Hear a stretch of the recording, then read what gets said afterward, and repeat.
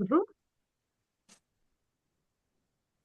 Alors, bonjour à toutes et à tous, bienvenue sur notre nouveau Time to Talk Oser les marchés publics en compagnie de Myriam Chafra, conseillère régionale de l'accès à la commande publique de la Chambre des métiers et de l'artisanat, PACAGE. Donc, Myriam, je te laisse parler.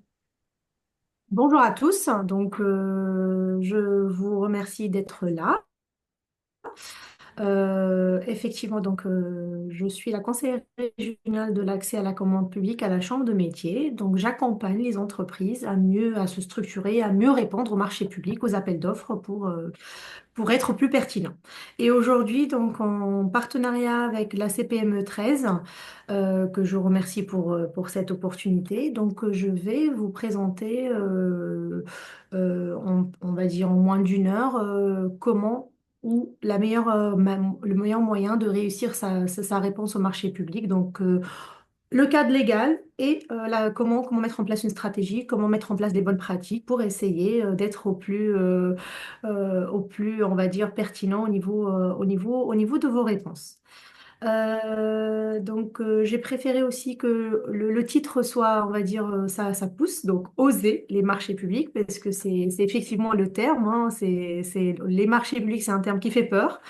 On croit, on va dire, voilà, c'est trop loin, c'est trop compliqué, c'est pas pour moi, c'est pour les grands, voilà, on a, voilà, nos TPE, PME locales ont peur des marchés publics, on n'ose pas, ne font pas le pas. Donc aujourd'hui, on va essayer ensemble de décortiquer un peu, de démystifier cette tendance, on va dire, ou ces préjugés-là, hein. Mais en même temps, s'il y a des préjugés, il y a forcément une part de vérité, hein, dans ces préjugés. Mais voilà, on va essayer ensemble de démystifier ces préjugés. Bon. Bref, présentation de la CMA, hein, donc on est une chambre consulaire, régionalisée, sur toute la région PACA. On va dire, on est là pour défendre les intérêts des artisans, de promouvoir le développement et d'accompagner dans toutes les étapes de la vie d'une entreprise, de la formation, la création, le développement et jusqu'à, bien évidemment, la transmission des entreprises, si vous le souhaitez. La commande publique entre opportunités et préjugés. Oui, il y a des opportunités, mais il y a des préjugés. Donc, on va essayer de les présenter ensemble, en revoyant ensemble quelques chiffres, donc quelques statistiques, puisque oui, entre les préjugés, mais les statistiques en face, ça peut un peu donner une autre réalité ou une autre compréhension de la situation. Très rapidement, il y a eu deux décrets qui ont été publiés, on va dire fin 2024, début 2025, en faveur des TPE-PME, des assouplissements, des nouveautés en faveur des TPE-PME que je vais présenter rapidement pour ceux qui ont l'habitude de faire ou de répondre au marché. Quelques infos Xintox donc pour déjouer les préjugés. Je sais que vous avez tous des préjugés. Donc, ce que je vais faire avant de commencer quoi que ce soit, je vais les présenter. On va y répondre et comme ça, au moins, on essaie de partir sur une base, sur une feuille blanche. C'est quoi les marchés? Par la suite, c'est quoi les marchés publics? Donc, le cadre légal, la définition, les seuils, les principes. C'est pas la partie la plus amusante pour vous, mais il faut passer par là. Les marchés publics, c'est tellement réglementé, tellement structuré que commencer par le cadre légal est indispensable. Où trouver les marchés? Bien évidemment, voilà, si on veut chercher, on veut répondre, bah, il faut d'abord commencer par savoir où chercher et comment chercher. Une fois qu'on a trouvé un marché, comment préparer sa réponse, comment répondre efficacement, parce que l'intérêt, c'est pas uniquement de répondre, mais de répondre d'une manière efficace et pertinente. Et la dernière partie, c'est un peu les conseils pratiques pour maximiser ses chances de succès et éviter les erreurs. C'est vraiment, on va dire, des conseils, des tips à avoir voilà, pour être le plus pertinent que possible. Aujourd'hui, on va commencer par les chiffres. Il y a une réelle pertinence de vous positionner, pardon, sur le secteur de la commande publique. En effet, la commande publique à l'échelle nationale représente à peu près 10% du PIB. Donc, on est aux alentours de 100 milliards d'euros dans l'année. C'est pas rien. 10% du PIB, c'est pas rien du tout. Et sachez que 49% sont attribués aux PME, donc presque la moitié, c'est des PME et 16% des micro-entreprises, des TPE. Donc entre TPE et PME, on est aux alentours de 65%, 66% si je sais bien compter. Donc, c'est à l'échelle nationale. Les marchés publics sont accessibles à tous. Ils constituent un enjeu important. Est-ce que vous m'entendez? Oui, parce que ça a coupé, c'est revenu. 5 sur 5. Oui, oui, Oui. oui, on entend. Sachez également que les collectivités locales ont la part la plus importante de ces marchés. Donc 50% c'est des collectivités locales, hein, donc départements, communautés de communes, la région, les mairies, voilà, tout ce qui est collectivité locale. Donc 50% de la commande publique.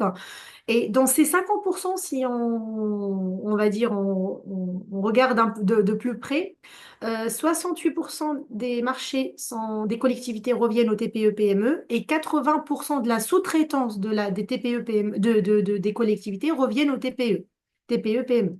Donc voilà, c'est pour voir vraiment tout ce qui est mis en place. Ça, c'est national. En région PACA, c'est des chiffres que la région nous a communiqués l'année dernière pendant la rencontre fournisseurs-acheteurs. Donc, on est aux alentours de 400 millions d'euros en région PACA, la région, l'acheteur région PACA pour satisfaire bien évidemment ses besoins en travaux, services et prestations. 87% des achats sont auprès d'entreprises locales. Après, le sens du local, c'est local large, hein, c'est le régional plutôt. Et 74% des entreprises sont des TPE-PME. Donc, on est un peu plus haut même que la moyenne nationale au niveau de la région PACA. Pourquoi j'ai préféré commencer par les chiffres pour dire que, parce que entre le dire, tout le monde, on entend, on va dire, le discours, le discours des acheteurs d'une manière générale. On veut travailler avec les locaux, on veut les locaux, on veut les TPE, PME. Mais entre le dire et le faire, là, les chiffres le démontrent. Donc, en région PACA, pratiquement 2 tiers des achats sont faits auprès de TPE, PME locales. Donc, ça se confirme, c'est une tendance et ça se confirme au niveau des chiffres. Et autre chose, s'il y a d'autres, des TPE, PME qui ont réussi à avoir une part de marché, pourquoi pas vous? C'est un peu ça aussi cette idée. Ils ont réussi, même si c'est compliqué, ils ont réussi. Donc c'est faisable et vous pouvez réussir. Un point, on va dire, les décrets qui ont été publiés début de cette année. Je vais pas non plus, on va dire, c'est pas une formation juridique, hein, c'est pas le cas, mais sachez que en faveur des TPE-PME, le législateur a mis en place, donc a publié 2 décrets, un fin d'année et un début d'année. En fin d'année, c'était l'augmentation ou plutôt le seuil, voilà, la reconduction du seuil des travaux, des marchés de travaux, donc qui depuis le temps du Covid, le seuil a été augmenté à 100 000 euros pour qu'on puisse faire des marchés directement sans publicité uniquement pour les travaux et ce seuil-là a été reconduit encore pour une année jusqu'au 31 décembre 2025. Et le deuxième décret qui a été publié début janvier, il comprend grosso modo 4 grosses mesures. Donc la diminution de 5 à 3% du montant maximum de la retenue de garantie. Pour certains marchés, certains montants, cette diminution de 5 à 3 est vraiment importante au niveau du calcul. La hausse de la part minimale passant de 10 à 20% en cas où c'est un marché global. Un marché global, c'est-à-dire un marché qui n'est pas alloti, parce que l'allotissement ou faire des lots au niveau du marché, c'est une obligation légale. Mais dans certains cas où c'est justifié qu'on ne peut pas lotir pour X raisons, genre, on ne va pas rentrer aujourd'hui dans les détails, mais voilà, si on peut justifier qu'on ne peut pas lotir hein, pour des raisons techniques, on peut faire un marché global, mais il y a une obligation que on va dire, avant 2000, avant ce décret-là, c'était 10%. Actuellement, c'est 20%. Donc, il faut que 20% des travaux soient confiés à des TPE, PME dans le cadre de la sous-traitance. Donc, c'est une obligation légale. Donc, le seuil a augmenté de 10 à 20%. Bon, un relèvement à 300 000 euros hors taxe, seuil de dispense de publicité pour tout ce qui est marché innovant, donc pour encourager tout ce qui est innovation, et également les marchés de sécurité. Et le dernier point, c'est les conditions permettant la constitution d'un groupement, puisque, on va dire, les groupements, j'ouvre la parenthèse des groupements, c'est un procédé, c'est une possibilité de vous regrouper en tant qu'entreprise pour pouvoir répondre à quelque chose de plus grand ou un appel d'offres qui est un peu plus varié. Donc, si vous êtes seul dans l'entreprise ou vous n'avez pas les capacités nécessaires pour répondre à quelque chose de plus grand, il y a la possibilité de se mettre en groupement avec d'autres entreprises. Vous pouvez avoir la même spécialité ou le même domaine d'activité, donc pour répondre à plus grand, ou sinon vous pouvez avoir des domaines d'activité complémentaires et de ce fait de présenter une réponse complémentaire. Je donne toujours, par exemple, le cas de graphiste et imprimeur, par exemple. Donc, le graphiste qui effectue la création, en quelque sorte, d'un document et l'imprimeur qui va l'imprimer.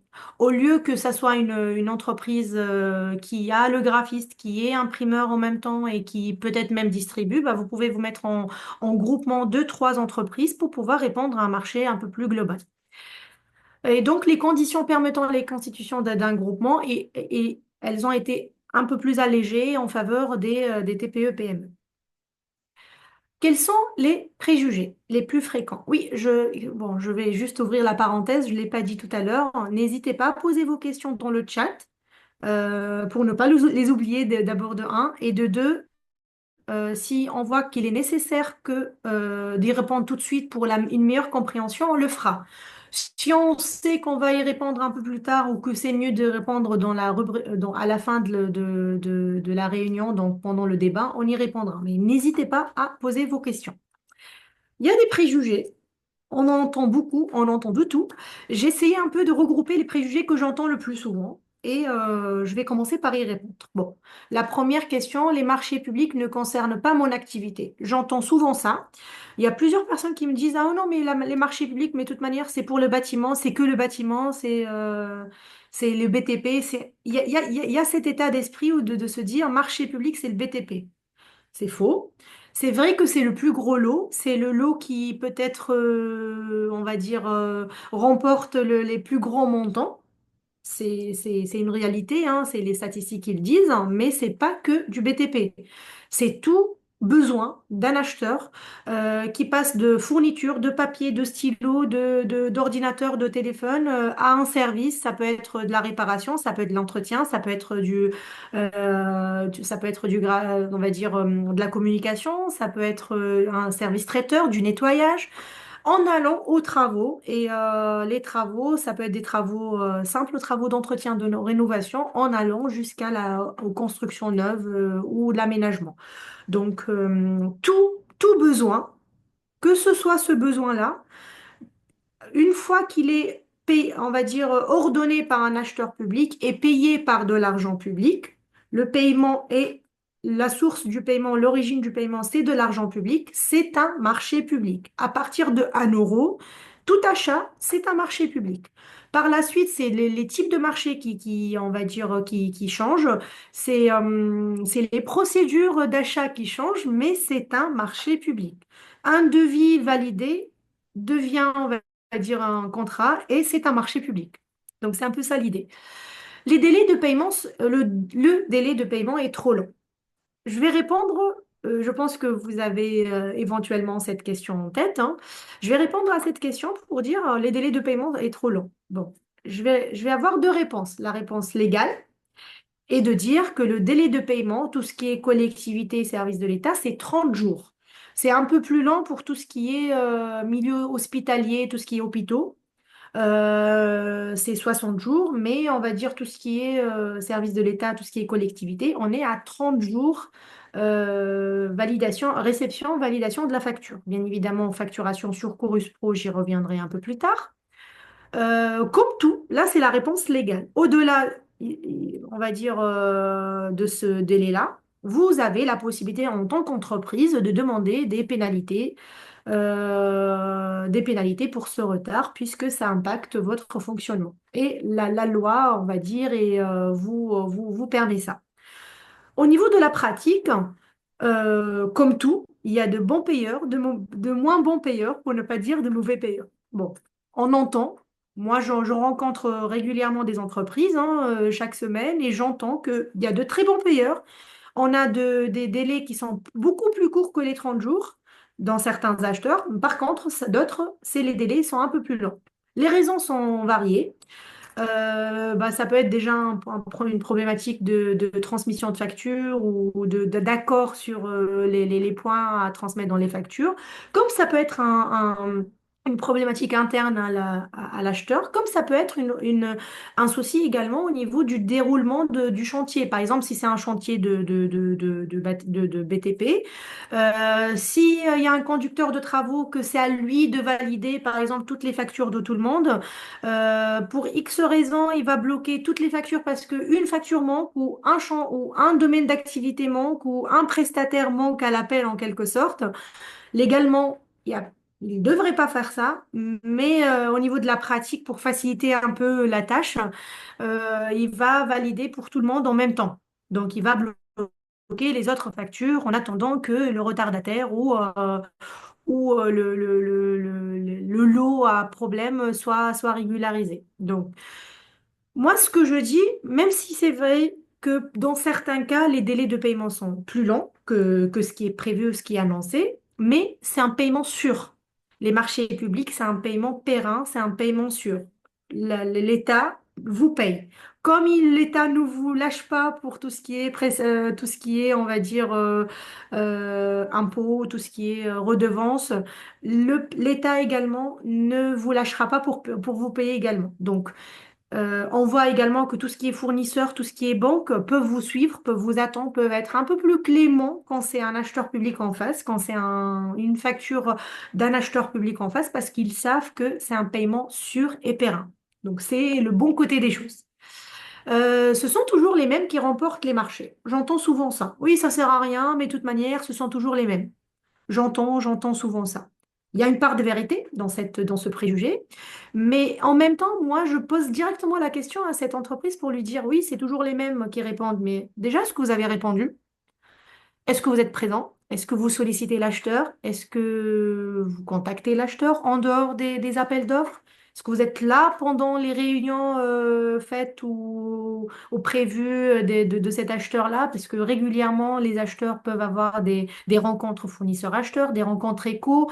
Est-ce que vous êtes présent? Est-ce que vous répondez?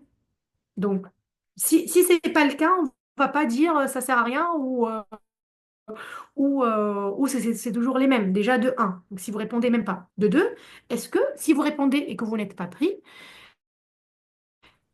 est-ce que votre réponse, elle est pertinente? Est-ce que on va dire, est-ce que votre réponse, elle est dimensionnée au marché?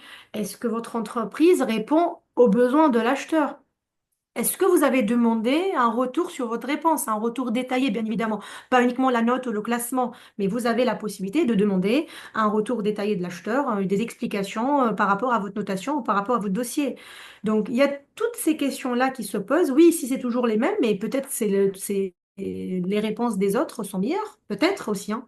Donc, il faut aussi se poser ces questions-là. Les TPE-PME ne font pas le poids face aux grands groupes. Je pense que vous avez dû certainement entendre parler de ces préjugés ou on va dire, de cette réalité. Moi, je vais répondre pour dire, à mon avis et à mon égard, il n'y a pas de concurrence entre les TPE-PME et les grands groupes. On ne doit pas avoir de concurrence. Ce qui doit intéresser les grands groupes ne devrait pas intéresser les TPE-PME et inversement. Ce qui intéresse les TPE-PME, normalement, ça ne devrait pas intéresser les grands groupes. Bon, j'ouvre juste une petite parenthèse pour dire avec la conjoncture actuelle, avec ce qui se passe, on voit un peu les grands groupes un peu fouillés dans les, on va dire, les appels d'offres moyens, en quelque sorte. On commence à voir ça. il y a aussi les entreprises, les ETI, hein, les entreprises intermédiaires qui sont entre PME et grands groupes, qui commencent un peu, on va dire, à prendre des parts de marché dans les deux sens. Mais d'une manière générale, si chacun cible les marchés qui lui conviennent, si chaque entreprise, je veux dire, ou catégorie d'entreprise cible ce qui lui convient, on ne devrait pas être en concurrence avec les grands groupes. Oui, que les TPE soient en concurrence avec les PME, d'accord, mais avec les grands groupes, ça ne devrait pas la question ne devrait pas se poser.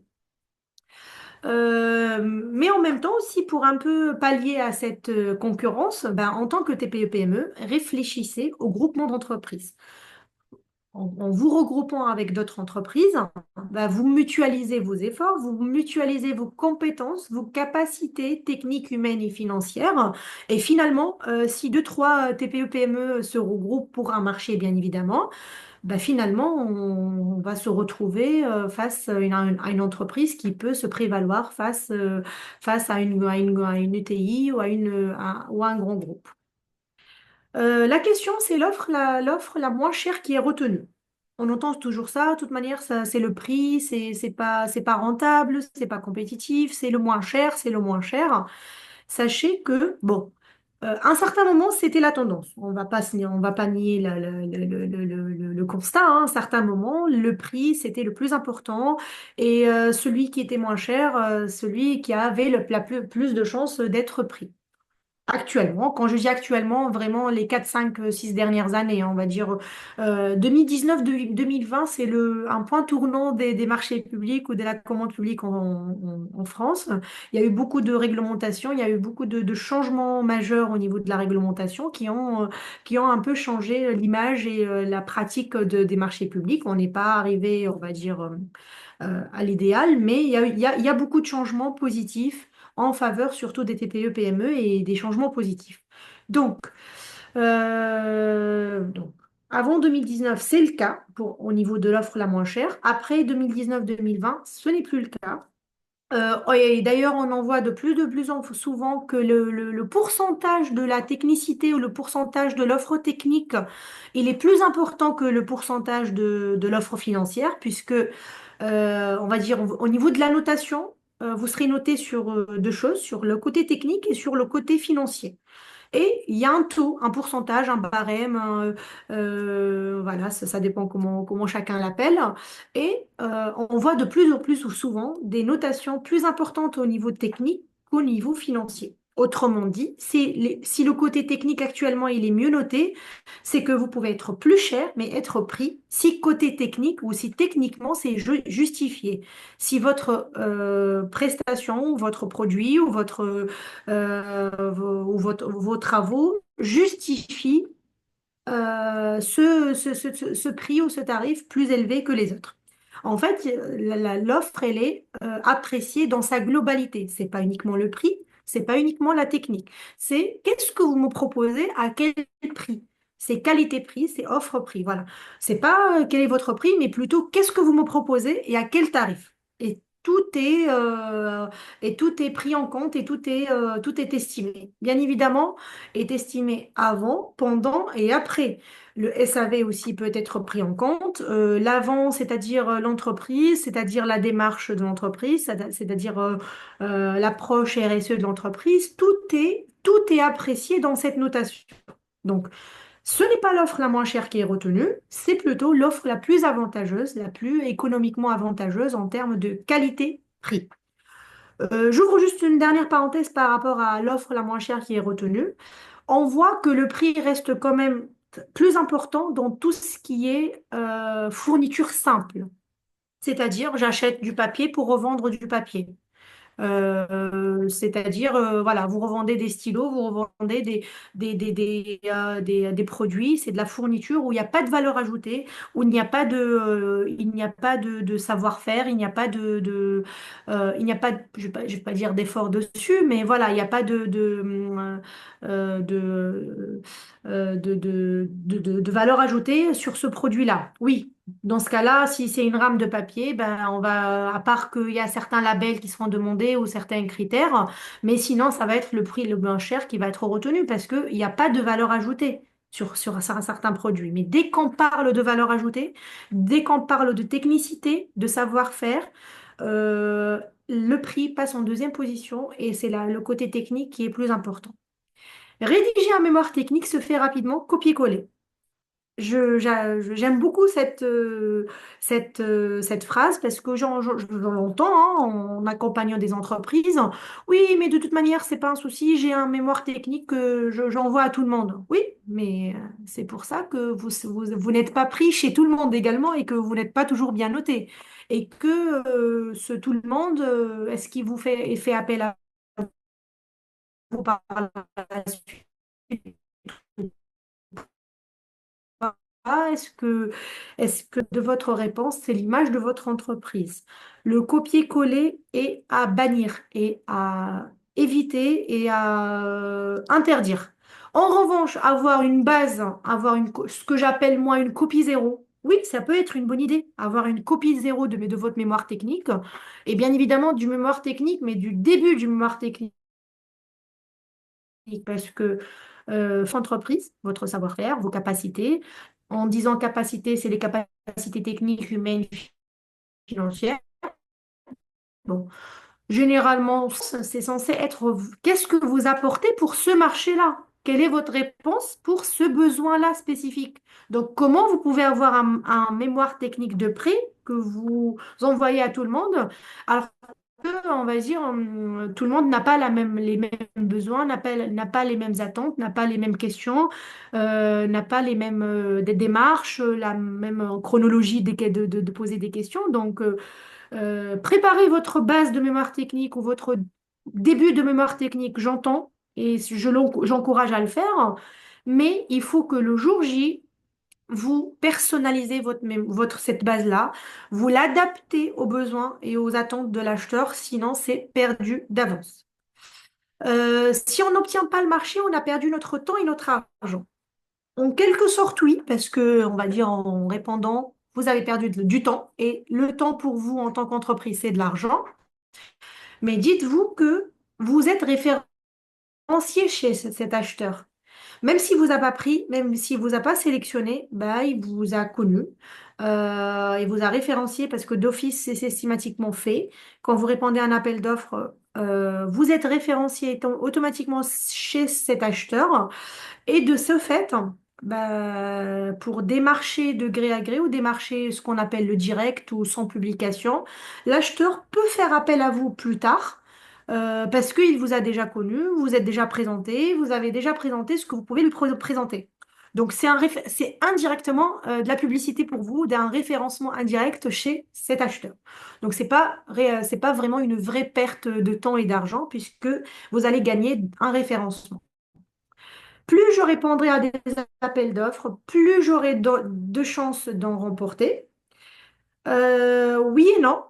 Oui, parce que les statistiques disent, hein, c'est que le taux de transformation ne dépasse pas les 20%. Et je suis optimiste hein, en disant 20%.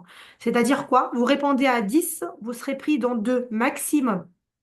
Autrement dit, si vous voulez vraiment être pris, si vous voulez être sélectionné ou gagner des marchés, il faut répondre à beaucoup de marchés publics. Il faut répondre à beaucoup d'appels d'offres. Donc, c'est une réalité, c'est des taux, c'est des statistiques. C'est un peu ça, c'est entre 10 et 20% le taux de transformation. Et donc, si vous répondez à très peu de marchés, il y a très peu de chances d'être pris.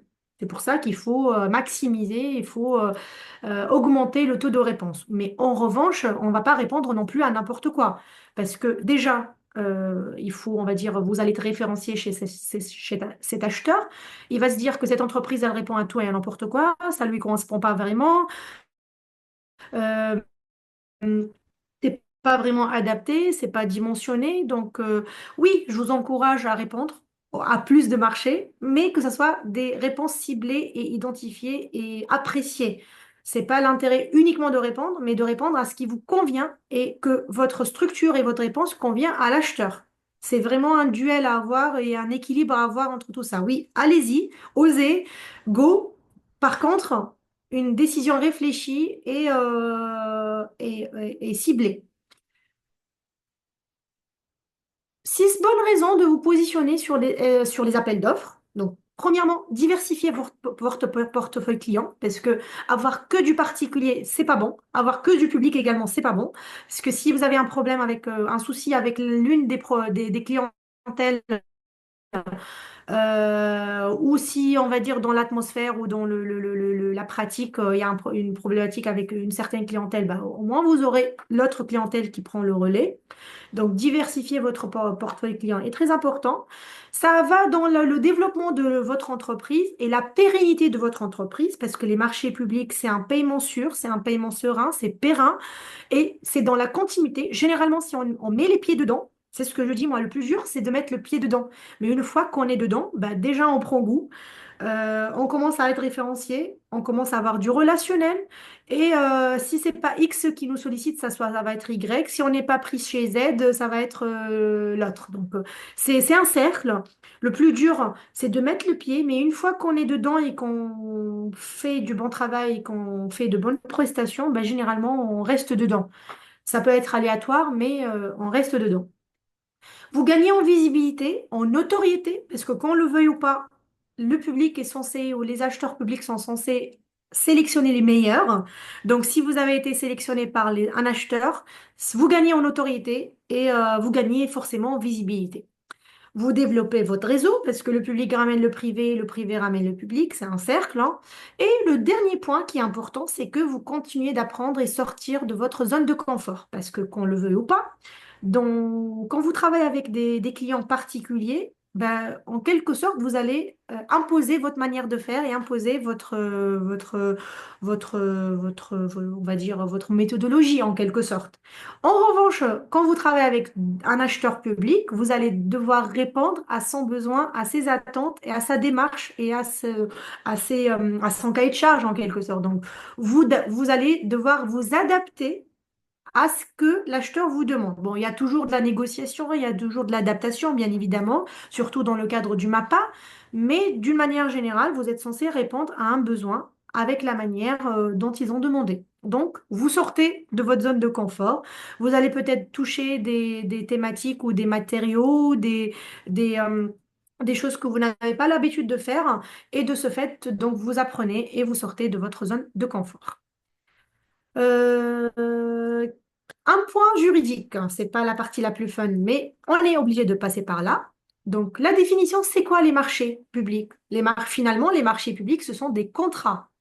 Qui dit contrat dit des obligations réciproques entre les signataires du contrat. On ne peut pas dire on a changé d'avis. Il ne peut pas dire on a changé d'avis comme ça. Tout changement on va dire, être parvenu par un avenant qui est accepté par toutes les parties signataires. Certaines personnes, ils vont me dire, oui, mais j'ai pas signé de contrat. Mais un devis validé, ça devient par la loi, par la force de la loi, un contrat. Donc, un simple devis qui est validé, c'est un contrat et qui vous oblige, bien évidemment, ce qui a été détaillé dans le devis. Conclu à titre onéreux. J'ai souligné onéreux pour insister sur le fait que en faisant ou en travaillant en répondant à des marchés publics, vous êtes censé faire des bénéfices. Parce que j'entends souvent, oui, ça paye pas, c'est pas rentable, c'est pas les prix. J'entends souvent ça. Mais en même temps, moi, je dis, ce que je vois, c'est que plusieurs entreprises font des appels d'offres, répondent à des appels d'offres et ils gagnent bien leur vie. Donc, je suppose on va dire, c'est rentable. Il suffit de bien sélectionner, de bien chiffrer et d'être, on va dire, le mieux optimisé au niveau de vos tarifs. Mais voilà. Donc, la définition pure de marché public, c'est que il faut que ça soit à titre onéreux. Vous devez gagner de l'argent. Travail à perte n'est pas dans la définition des marchés publics et travailler en bénévolat non plus. Autrement dit, on va rentrer dans la rubrique du prix. Quel prix proposer? Je n'ai pas de réponse magique, malheureusement. J'aurais aimé vous le donner, mais je n'ai pas de réponse. Mais simplement, moi, je vous conseille d'avoir un prix juste. Un prix juste, c'est que ce qui fait tourner votre entreprise. Vous êtes une entreprise. Voilà. pas une association. Donc, vous êtes censé générer un bénéfice. Donc, générer un bénéfice d'une manière raisonnable. Soyez dans le marché, dans les coûts, dans ce qui se fait dans le marché, sans être trop gourmand, mais non plus trop avare par rapport à ça. Donc, à titre onéreux entre un opérateur économique, un acheteur, pardon, et un opérateur économique, l'acheteur, c'est l'organisme qui ordonne, qui donne les ordres et qui paye. C'est un peu ça l'idée. Et pourquoi moi je préfère utiliser le terme acheteur? Parce que c'est pas uniquement les services de l'État qui sont acheteurs. Il y a d'autres organismes qui peuvent être des acheteurs. C'est pas la notion d'organisme public ou de service public uniquement qui peut être acheteur. Il y a d'autres services, comme par exemple certains aéroports, certains ports, certains opérateurs de réseau tels que SNCF, EDF. Voilà, c'est certains organismes qui sont pas forcément des organismes publics, purement publics, mais comme il y a de l'argent public dedans, comme le paiement s'effectue par de l'argent public, bah finalement c'est un marché public. C'est pour ça que je préfère utiliser le terme acheteur. L'acheteur, c'est celui qui donne les ordres et qui paye par de l'argent public, via l'argent public. Donc, les marchés, ce sont des contrats entre un acheteur et un opérateur économique, ça peut être privé ou public, ça peut être une entreprise ou un groupement, pour répondre à des besoins en matière de travaux, fournitures ou services. Donc, les trois familles d'achat, c'est les travaux, les fournitures, les services. C'est important aussi de connaître les trois familles d'achat, car au niveau des seuils, parfois c'est pas les mêmes seuils, c'est pas la même chose. Et au niveau des recherches, quand vous faites les recherches sur les plateformes acheteurs, parfois on vous demande de cocher, est-ce que vous cherchez des travaux, est-ce que vous cherchez de la fourniture, est-ce que vous cherchez des services. Il faut faire attention par rapport à ça parce que certains métiers peuvent être, on va dire, à cheval entre par exemple, travaux ou services. Par exemple, donc il faut faire attention de savoir sélectionner le domaine d'activité ou le contexte de votre métier. Euh, toute entreprise, donc là on est au niveau des conditions, toute entreprise, même nouvellement créée, peut répondre. Il n'y a pas d'exigence de durée d'existence d'entreprise ou d'âge d'entreprise. Il n'y a pas d'exigence de forme juridique. Une micro-entreprise peut répondre, peu importe la forme juridique, peu importe l'âge de l'entreprise. J'entends également, oui, mais il me faut un capital ou un minimum ou un chiffre d'affaires. Il n'y a pas d'exigence, je parle au niveau légal. La loi n'exige pas un minimum, un seuil min ou max, n'exige pas un âge min ou max et n'exige aucune forme juridique d'entreprise. Toute entreprise, même nouvellement créée, peut répondre. Il suffit d'être régulièrement inscrite dans votre registre, bien évidemment, et d'avoir un numéro SIRET valide. Aussi, il faut être à jour au niveau des cotisations sociales et fiscales. C'est un point très important. Si vous n'êtes pas à jour, ça sert absolument à rien de répondre. Mais on va dire, régularisez-vous auprès des organismes avant de répondre parce que ça ne marchera pas. J'ai eu le cas, par exemple, une fois, une entreprise qui avait une dette, une ancienne dette qui est on va dire, qui a été échelonnée sur plusieurs années de paiement. Le fait qu'il en a encore même si c'est échelonné, même si la plus grosse partie a été payée, le fait l'entreprise a une dette, il peut pas répondre, il peut pas être, on va dire, attributaire d'un marché public. Vous pouvez répondre, hein, mais l'acheteur ne pourra pas vous sélectionner. Donc, il faut être à jour au niveau des cotisations sociales et fiscales. Il faut pas être en liquidation judiciaire. Redressement judiciaire, ça peut être possible sur certains cas, mais liquidation,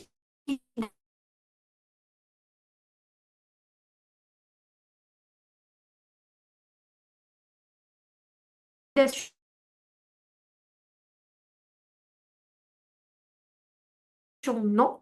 Et il ne faut pas faire l'objet d'une condamnation. On doit s'assurer de la liberté d'accès, de l'égalité de traitement, de la transparence. Liberté d'accès, c'est que tout le monde, toute personne doit avoir librement accès aux besoins. Égalité de traitement, c'est pas de discrimination, pas de favoritisme, mais également pas de local, hein. Le terme local ou la notion de local, elle est interdite dans les marchés publics. L'acheteur ne peut pas privilégier une entreprise uniquement parce que c'est du local.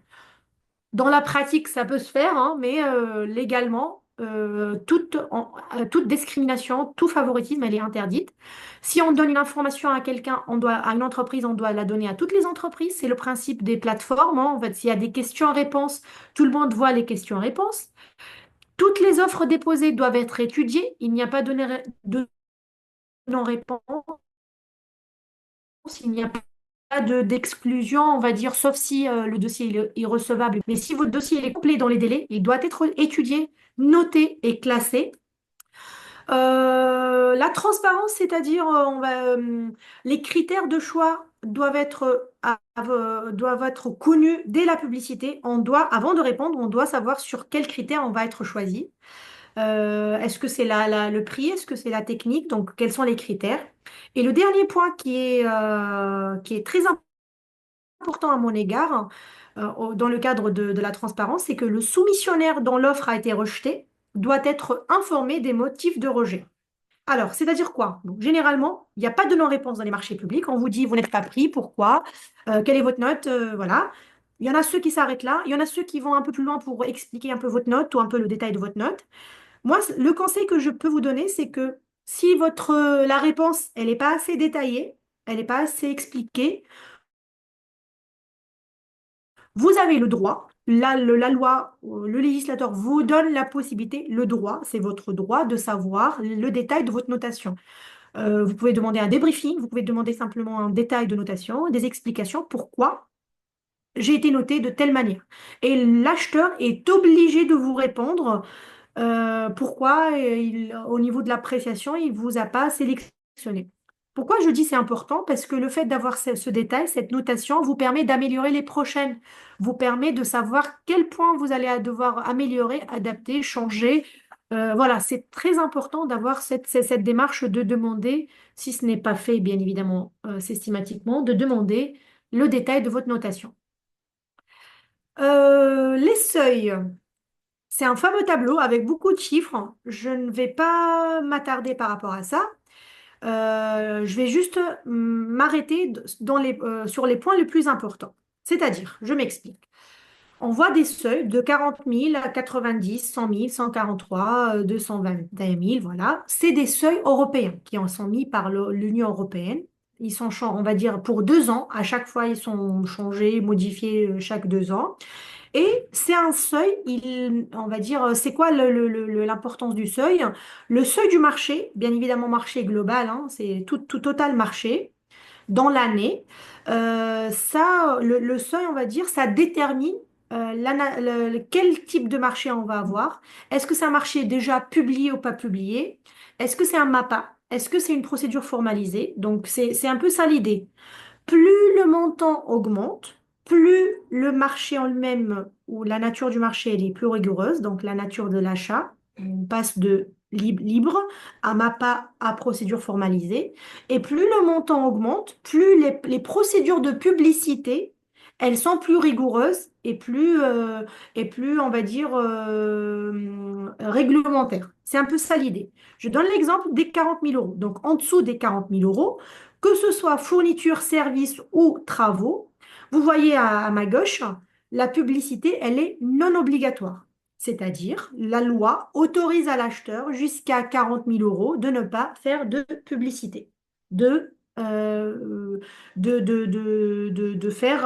passer des marchés sans publicité. J'y reviendrai par rapport à ça. C'est une obligation, je veux dire, c'est pas une obligation, mais c'est une faveur en quelque sorte. Il peut ne pas publier. Si l'acheteur a envie de publier, même si c'est 1 000 euros, il peut publier, bien évidemment. Mais il peut ne pas publier jusqu'à 40 000 euros. Au-delà, donc entre 40 et 90, on a une procédure particulière et des restrictions de publicité particulières. Plus le montant augmente, plus la procédure elle est accentuée et les endroits, on va dire, de publication, ils sont un peu plus rigoureux. C'est un peu ça le raisonnement. Si on doit récapituler, on a deux types de marchés. Mise en concurrence facultative, mise en concurrence obligatoire. Facultative si on est en dessous des 40 000 euros. J'ai mis entre parenthèses 100 000 euros pour les marchés de travaux. C'est la fameuse directive, le fameux décret qui a été publié pour renouveler le seuil des 100 000 euros pour les travaux. C'est exceptionnel, c'est pas le principe. Donc, pour les travaux, on peut aller jusqu'à 100 000 euros. Pour les fournitures services, c'est 40 000 euros. L'acheteur peut choisir de comparer plusieurs devis. Il peut contacter les entreprises qu'il connaît. Donc, il n'est pas obligé de publier et il a le droit de contacter qui il veut et les entreprises qu'il connaît ou qui a l'habitude de travailler. J'ouvre la parenthèse parce que je vois les questions de manière, oui, mais c'est du copinage, non, c'est du relationnel. Bon, dans certains cas, ça peut être du copinage, malheureusement, mais c'est du relationnel, c'est de se faire connaître, c'est des relations professionnelles, tout simplement, c'est du réseau. Donc, faites-vous connaître pour avoir les marchés en dessous des 40 000 euros. Parce que finalement, la loi autorise à passer en direct. C'est pas du copinage. Jusqu'à un certain montant, l'acheteur peut passer par les entreprises qu'il connaît. Il est censé bien évidemment respecter certaines conditions, comme minimum 3 devis. Il ne peut pas non plus solliciter une seule entreprise. Il doit solliciter au minimum 3. Normalement, il doit tourner. Ça ne doit pas toujours être les mêmes sollicité. Mais bon, si au niveau de son référencement, il n'a pas non plus plus que ça, bah, il va justifier ce fait qu'il connaît que cela. Donc, il est censé tourner et il n'est pas censé choisir le moins cher. Il est censé choisir l'offre la plus économiquement avantageuse. C'est ce que j'ai expliqué tout à l'heure. C'est qu'est-ce que vous me proposez à quel prix? Deuxième, on va dire, type de marché, c'est la mise en concurrence obligatoire. C'est quand on est au-delà des 40 000 euros, hors taxe, bien évidemment. Toujours les marchés publics, c'est du hors taxe, hein. Si on dépasse les 40 000 euros ou les 100 000 euros travaux, ici, l'acheteur doit publier.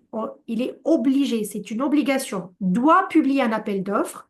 Chaque candidat doit fournir un dossier de réponse et les réponses sont notées sur la base de critères objectifs. C'est un barème, une notation.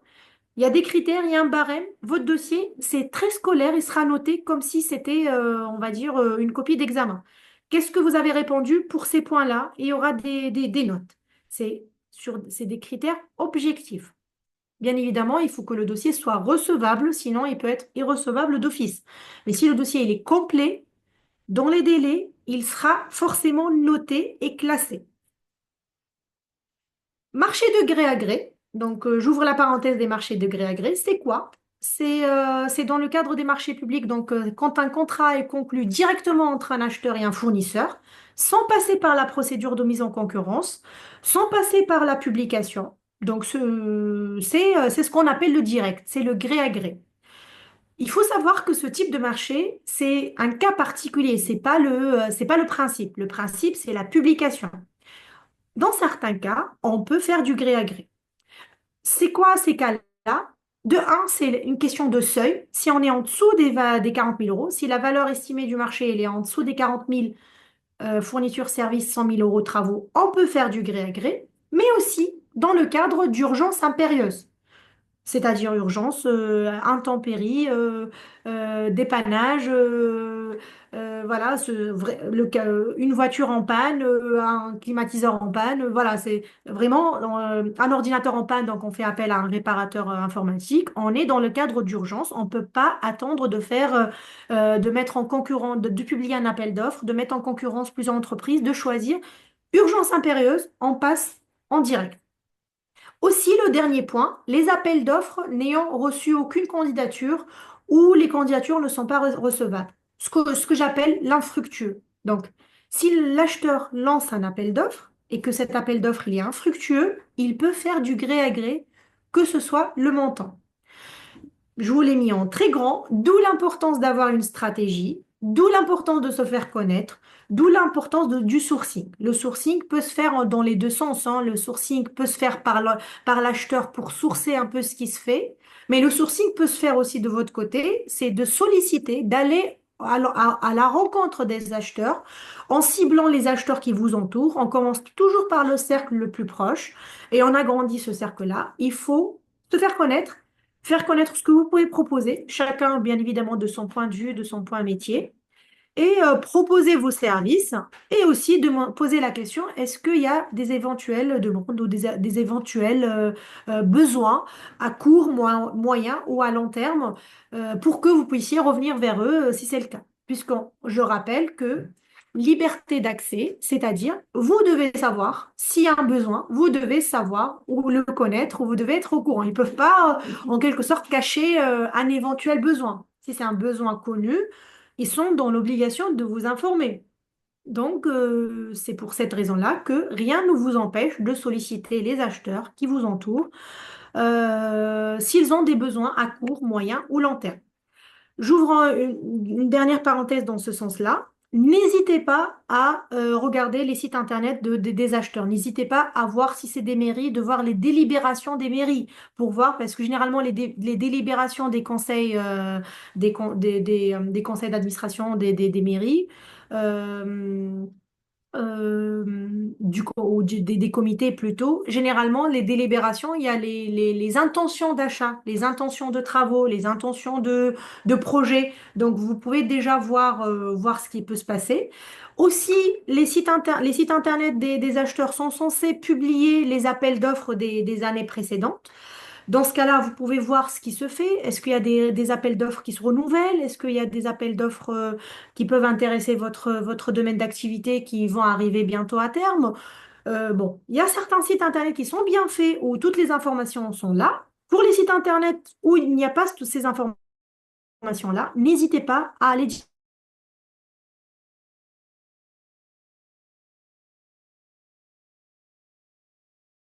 directement. Le démarchage classique.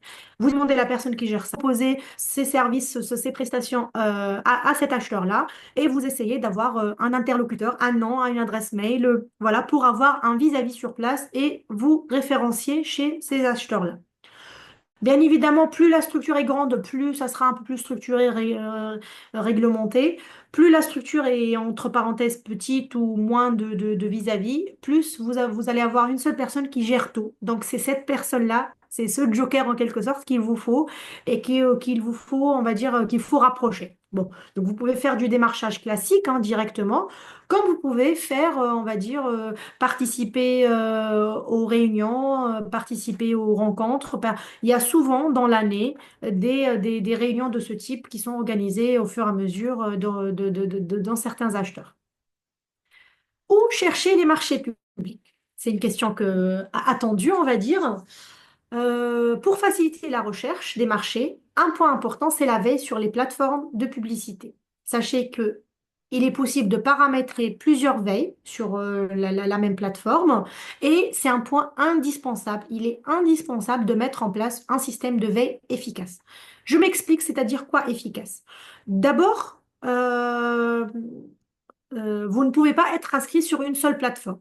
Je vous dis simplement pourquoi, parce que, et ce n'est pas drôle non plus si c'est le cas, l'acheteur est obligé de publier, mais il n'est pas obligé de publier dans un endroit précis. Donc, il peut publier dans une plateforme publique, une plateforme privée, une plateforme de l'État, sa propre plateforme, un journal d'annonce légale. Donc, ça peut être plusieurs endroits en même temps ou un seul endroit. Donc, le fait que vous vous limitez à une seule plateforme va limiter également votre possibilité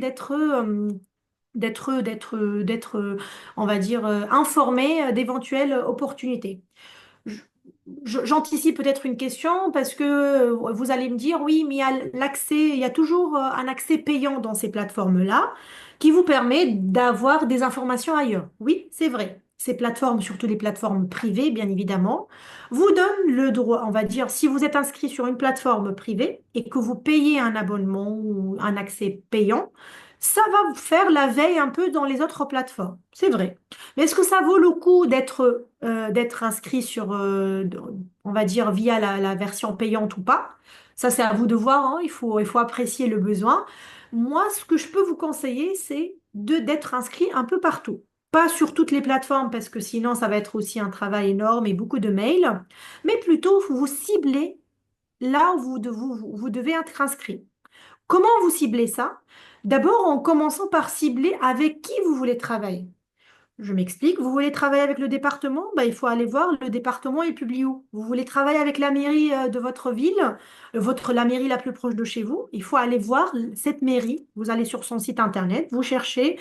Il y a toujours les informations nécessaires sur le site internet. Donc vous allez voir cette mairie, elle publie où. C'est un peu ça. Donc l'idée, c'est de faire le travail dans le sens inverse. Qui m'intéresse? Je veux travailler avec qui? Bien évidemment, on commence par un cercle restreint et on agrandit un peu le cercle. Et vous allez voir, ceux qui vous intéressent, ils publient où. Et dans ce cas-là, vous allez être inscrit sur ces plateformes-là. La première plateforme, c'est la plateforme de la région sud, la région PACA, marché public comme point ma région sud. C'est la plateforme de la région PACA. Mais depuis plusieurs mois, cette plateforme, elle est censée regrouper tous les appels d'offres des acheteurs de la région PACA. Donc, c'est déjà une bonne initiative et une bonne démarche. Donc, déjà, le fait que vous soyez sur cette plateforme-là, ça vous donne accès à tous les acheteurs qui sont inscrits sur cette plateforme-là. Mais pour ne pas rater aussi d'autres appels d'offres, si un acheteur vous intéresse, il faut vraiment s'assurer d'être inscrit sur sa plateforme à lui ou la plateforme qu'il utilise. Donc, c'est un peu un travail de détective dans l'autre sens. Juste un point dématérialisation. Depuis 2020 et dès 40 000 euros, les entreprises doivent impérativement candidater et déposer leur offre en ligne. Vous téléchargez le dossier en ligne, vous le déposez en ligne. Tout le processus de questions-réponses et d'échanges avant, pendant et après s'effectue sur ces profils acheteurs. C'est le principe de dématérialisation. Et la facturation électronique, elle est obligatoire et à déposer sur la plateforme Chorus Pro. Donc, c'est Chorus Pro, c'est une plateforme de l'État. Moi, j'appelle ça la boîte aux lettres en quelque sorte. C'est une plateforme où vous êtes censé déposer votre facture électronique au profil de l'acheteur pour être payé par la suite. Donc, l'acheteur n'est pas censé vous payer si vous ne déposez pas la facture sur Chorus Pro. Ce n'est pas très compliqué, il faut juste prendre la main sur cette plateforme, voilà, sur cet outil-là. Et il existe plusieurs formations si vous avez des difficultés dans ce sens. Il existe aussi plusieurs vidéos ou plusieurs tutos par rapport à ça. Les intérêts de la dématérialisation, un gain de temps, un gain d'argent, puisqu'il y a, on va dire, moins de déplacements, vous n'imprimez pas, voilà, un intérêt écologique. Intégrité des données et des échanges parce que tout est, on va dire, tout est transparent, tout est sécurisé, tout est en ligne. Votre offre ne peut pas être lue, même si vous la déposez en amont, ne peut pas être ouvert, ne peut pas être lue. Donc, c'est vraiment une protection pour votre réponse. Le processus de dématérialisation, comment ça se passe? Donc, l'acheteur, il publie l'avis. Le AAPC, c'est l'avis public de concurrence, plus le DCE, c'est le dossier de consultation des entreprises. Donc, l'acheteur, il a l'obligation de publier ces deux, en quelque sorte, documents, l'avis plus le DCE. Vous, en tant qu'entreprise, vous les téléchargez. Il y a la phase questions-réponses, où vous pouvez poser toutes les questions où ils sont censés répondre. Bien évidemment, assurez-vous que la réponse n'est pas dans les documents. Assurez-vous de tout lire avant de poser certaines questions. Mais si vous avez une interrogation, n'hésitez pas à la poser parce que ça va vous éclairer, ça va vous faire gagner du temps. Une fois que vous avez décidé d'y aller, vous préparez votre offre, vous l'envoyez. Ils ouvrent les plis, ils informent, ils notifient. S'il y a de la négociation, ça peut se faire. Ils informent du classement, vous recevez les informations et les données essentielles sont publiées. C'est un point légal important également. Comment répondre au marché public? Réflexion préalable à la décision. Analyse, vous analysez l'offre pour dire on n'y va pas, go or no go. C'est autant je vous encourage à y aller, mais autant que ce soit une décision réfléchie. Prendre la décision de répondre, c'est aussi se poser les bonnes questions s'agissant de votre entreprise. Parce que parfois, votre entreprise, à ce moment-là, elle est prête ou pas prête, elle a les capacités, elle a les moyens humains, la matière première, le planning qui le permet ou pas. C'est pas parce que l'appel d'offres est intéressant qu'on se jette. Non. Est-ce que mon entreprise est prête à ce moment-là. Est-ce que le marché en lui-même me correspond, est pertinent? Est-ce que les détails sont assez pertinents, assez détaillés, assez explicites? Donc, il faut vraiment se poser toutes les questions. Bon, je vous ai listé un peu toutes les questions. Comme ça, vous pouvez les adapter au fur et à mesure. Quand vous téléchargez le dossier, bien évidemment, conseil numéro un, il faut lire tous les documents. Ne rien laisser au hasard. Il faut répondre point par point. Il faut se projeter concrètement. Les lettres d'intention, de type ça va être fait dans les meilleurs des délais. Non, non. Quels sont les délais? Il faut être concret. Conseil 4, ne pas hésiter à proposer. Vous êtes les professionnels, vous êtes les techniciens, vous êtes les connaisseurs. Donc, si vous avez une idée pertinente ou plus intéressante de ce qui est proposé, n'hésitez pas à le proposer. Bien évidemment, conseil autorisé. Conseil 5, valorisez votre entreprise et votre savoir-faire. C'est un point très important qui est négligé malheureusement parfois par les entreprises. Valoriser votre entreprise et votre savoir-faire, c'est un point qui sera très important au niveau de la notation et au niveau du choix et au niveau de l'appréciation. Valoriser aussi la proximité, valoriser votre structure, valoriser l'après, le SAV, quel que soit, hein, on va dire, votre domaine d'activité. Donc, valoriser tout ça. La composition d'un DCE. Un DCE, c'est le dossier de consultation des entreprises. Vous pouvez avoir un document quand vous pouvez avoir 10, quand vous pouvez avoir 100. Ça dépend du marché, ça dépend du nombre de lots, ça dépend de l'ampleur du marché. Il faut toujours penser, il y a des documents techniques, il y a des documents administratifs, il y a des documents financiers. C'est un peu ça l'idée. Il faut toujours, donc, le point de départ à mon égard, c'est le RC, c'est le règlement de consultation, c'est le point de départ, parce que c'est un peu les règles du jeu, c'est un peu les besoins, les attentes, les conditions, les délais. Il faut toujours commencer par le RC. Ensuite, bon, on a tout ce qui est CCAP, CCTP, c'est les cahiers des clauses administratifs, et le CCTP, c'est les cahiers des clauses techniques. Comme son nom l'indique, c'est tout ce qui est administratif, tout ce qui est technique de particulier. Donc, le deuxième point, ces documents-là. Après, il faut voir s'il y a des plans, s'il y a des études, ça dépend des projets, s'il y a des photos, s'il y a des choses comme ça. Et pour finir, sur tout ce qui est acte d'engagement, le AE, c'est l'acte d'engagement, c'est le contrat que vous remplissez, que vous signez en amont. Et les supports du chiffrage, c'est les bordereaux de prix, c'est les devis. Voilà, à mon égard, c'est le point le dernier à voir ou à prendre en considération. Comment répondre en 5 étapes? Étape 1, analyser et préparer le dossier. Étape 2, constitution du dossier. Donc, il faut rien oublier parce que sinon, votre dossier risque d'être irrecevable. N'oubliez pas les documents obligatoires, les attestations, les références, bien les nommer. Parfois, ils demandent des noms, on va dire une manière de nommer particulière. Parfois, ils demandent des formats particuliers. Donc, il faut vraiment respecter à la lettre les demandes. L'étape 3, rédaction du mémoire technique. Le mémoire technique, c'est le point essentiel de votre réponse. Il faut donc prévoir du temps, il faut prévoir de l'énergie par rapport à ce document. C'est votre argumentaire, il faut que la structure soit efficace, présenter votre entreprise, présenter vos moyens, votre méthodologie, vos moyens humains, matériels, moyens financiers, mettre en place votre savoir-faire, adapter votre réponse aux critères d'évaluation, parce que c'est ça ce qui va être noté. Si vous n'adaptez pas votre réponse, vous serez mal noté. L'étape 4, c'est de construire une offre financière pertinente. Donc, comprendre les attentes sur le prix, le coût global, les détails. Parfois, on demande le détail estimatif, quantitatif. Donc, comprenez la logique et le raisonnement de l'acheteur. Trouvez le bon équilibre entre compétitivité et rentabilité.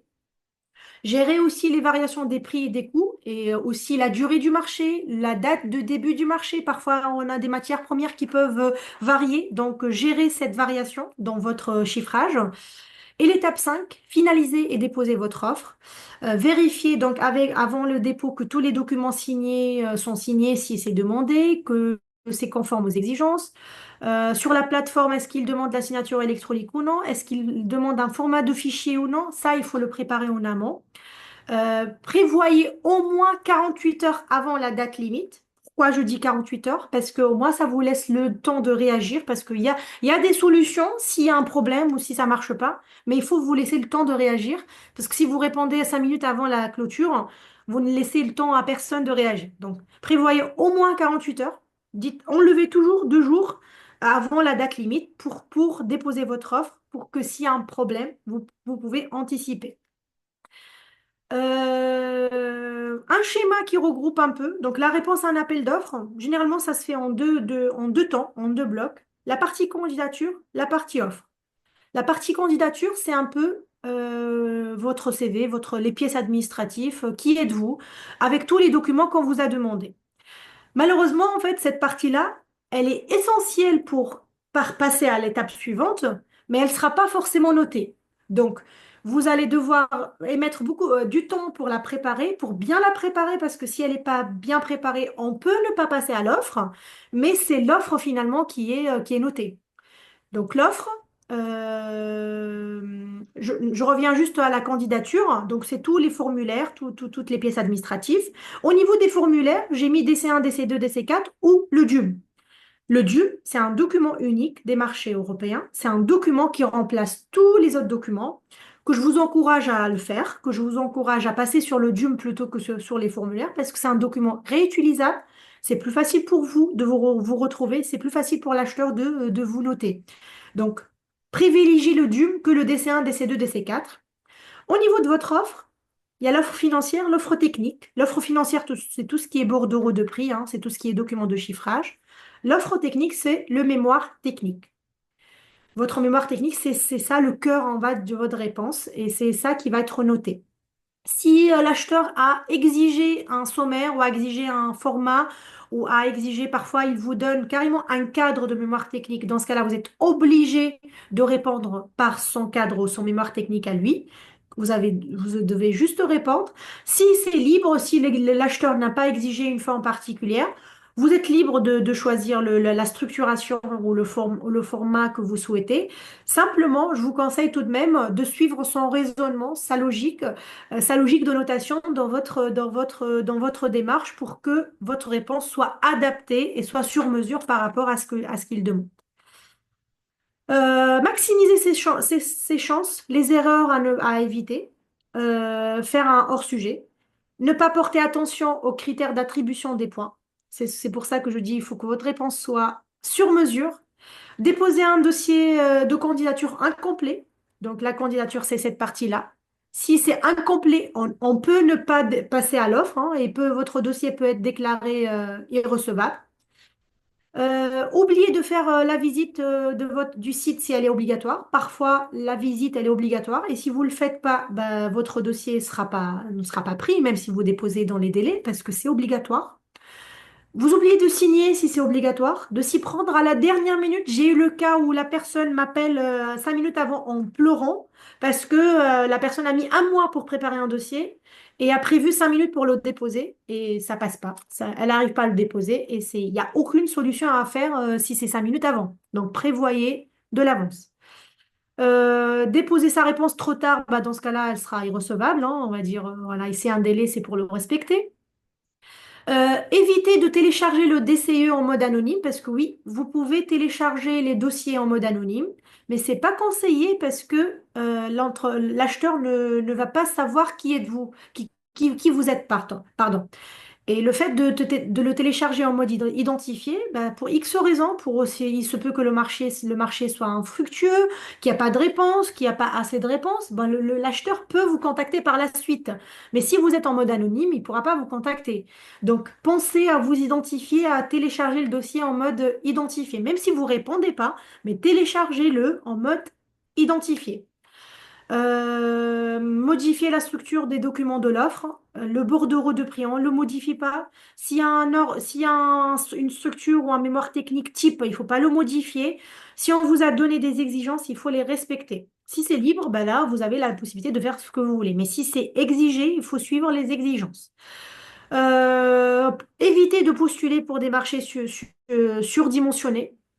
Toujours, moi, en fait, on me pose la question, est-ce que je vais être pris?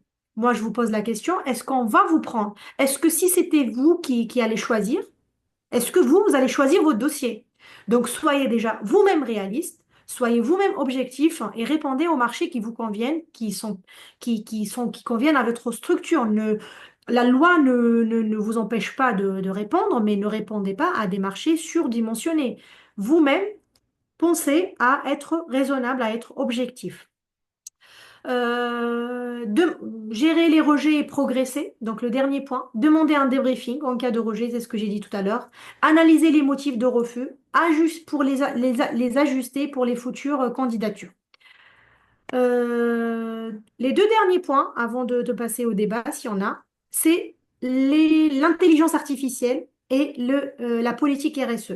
Je ne vais pas m'étaler, je les ai ajoutés vers la fin, c'est simplement pour vous dire que l'intelligence artificielle commence à prendre de plus en plus d'ampleur dans les marchés publics. Je suis pour ou contre, c'est un gros débat. Je ne peux pas vous dire ni vous conseiller ni vous déconseiller. La seule chose, moi, ce que je vous conseille, c'est que faites-vous aider par l'intelligence artificielle, mais ne faites pas confiance confiance aveugle en quelque sorte à l'intelligence artificielle. L'intelligence artificielle vous permet de gagner du temps, d'améliorer vos réponses, d'améliorer votre prise de décision parce que ça peut analyser certains dossiers, certains chiffres, certaines performances. Donc oui, ça peut vous aider, ça peut améliorer votre réponse et vous faire gagner du temps et de la décision et de la pertinence, mais utilisez l'intelligence artificielle comme moyen d'amélioration de votre réponse. Mais ne mettez pas le rôle, on va dire, ne donnez pas le rôle non plus à l'intelligence artificielle. Il faut que ça soit, on va dire, votre réponse à vous, une réponse humaine entre parenthèses. La RSE également, ça reprend de plus en plus de place dans les marchés publics. Actuellement, on est encore dans la phase de c'est mieux, c'est préférable, c'est apprécié. Si vous valorisez votre démarche à RSE, ça peut être un atout. Vous serez mieux, vous pourrez avoir des notes, on va dire, vous serez mieux noté. Mais sachez que, on va dire, avec toutes les lois qui viennent de sortir sans les citer forcément, d'ici 2026, hein, il y aura des exigences RSE et si vous n'avez pas un minimum d'exigences RSE dans votre entreprise et qui seront applicables sur les marchés, vous serez plus pris. L'acheteur ne pourra plus vous prendre s'il n'y a pas une démarche RSE globale, hein, on va dire sociétale, environnementale, voilà, une démarche RSE, comme son nom l'indique, dans votre entreprise. Donc, pensez-y tant que on est encore dans le choix, parce que d'ici quelques mois, hein, 2026, c'est très proche, on sera obligé. Donc, deux points à retenir, l'IA, RSE. Pensez-y. Voilà. Pour finir, si tout ça vous a semblé un peu compliqué ou pas assez clair, hein, pas de panique. Donc là, CCMA peut vous accompagner. Nous avons des formations collectives, nous avons l'accompagnement individuel.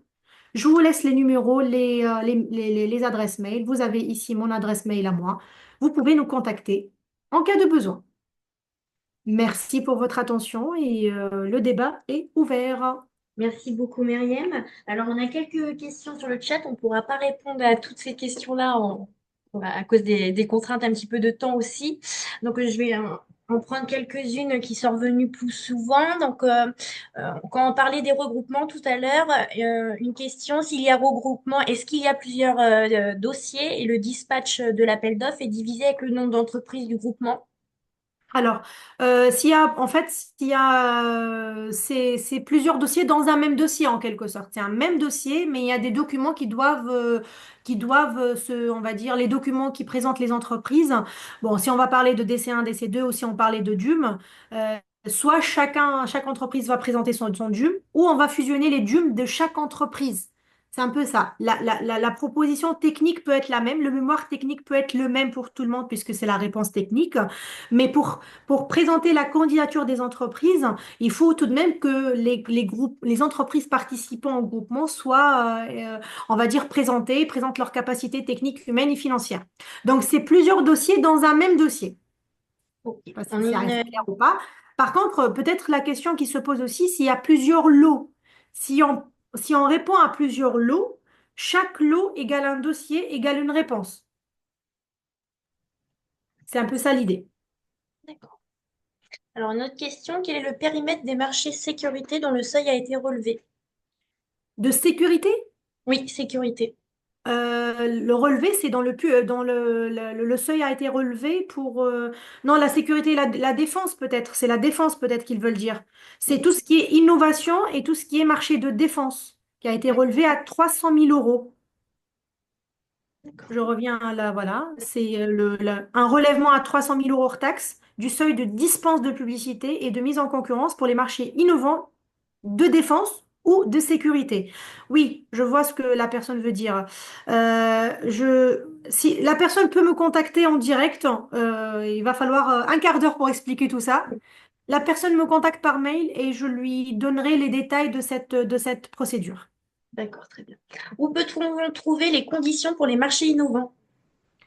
Euh, c'est les mêmes conditions d'une manière générale. Dès qu'on parle d'innovation, après la définition d'innovation, elle est elle est un peu spécifique puisque on va dire ça dépend du domaine d'activité. L'innovation peut rentrer dans tous les domaines d'activité. Donc tant que on va dire c'est l'appréciation de l'innovation, c'est vraiment, je vais pas dire de sur-mesure, mais c'est presque du sur-mesure. Donc, parfois c'est l'acheteur que quand il publie le marché, bah, il le justifie comme de l'innovation. Parfois, quand c'est vous qui répondez, mais que vous, je ne vais pas dire vous pensez, mais vous estimez que votre prestation ou que votre réponse, elle est innovante, bah, vous le mentionnez et dans ce cas-là, le seuil, il peut être élevé. Donc, vous le mentionnez. C'est ça ce que j'ai mis tout à l'heure, moi, ce que j'ai expliqué. Faites-vous connaître et faites le sourcing dans l'autre sens. Parce que le sourcing, initialement, normalement, est fait par l'acheteur. Il va sourcer le terrain, il va voir ce qui se passe. Mais le sourcing peut se faire par les entreprises. C'est-à-dire, vous pouvez vous-même aller voir les acheteurs, vous leur proposer ce que vous pouvez proposer. Les acheteurs ne peuvent pas forcément penser à tout ou savoir tout ce qui se fait niveau innovation. Donc, le fait de les sourcer dans l'autre sens, vous pouvez proposer votre prestation, votre service, votre produit. Et si ça rentre dans les critères de l'innovation, ben, le seuil, il va être élevé systématiquement. D'accord. Bon, on a encore quelques petites questions. Oui, Donc, je vais inviter les participants plutôt à envoyer un mail et contacter directement pour avoir ces réponses-là. En tout cas, je souhaitais te remercier, Myriam. Merci beaucoup pour cette présentation. Merci à tous les participants pour votre présence. Myriam va remettre sa page de contact pour que vous puissiez bien sûr. le noter. La diapo, Oui, le diapo, pour toutes les questions qui sont sur le diapo, je vais vous faire parvenir un mail de remerciement sur lequel vous aurez accès justement à ce diapo-là. très bien. Je vous souhaite Merci. une bonne Merci pour journée votre et intérêt et à bientôt. à bientôt.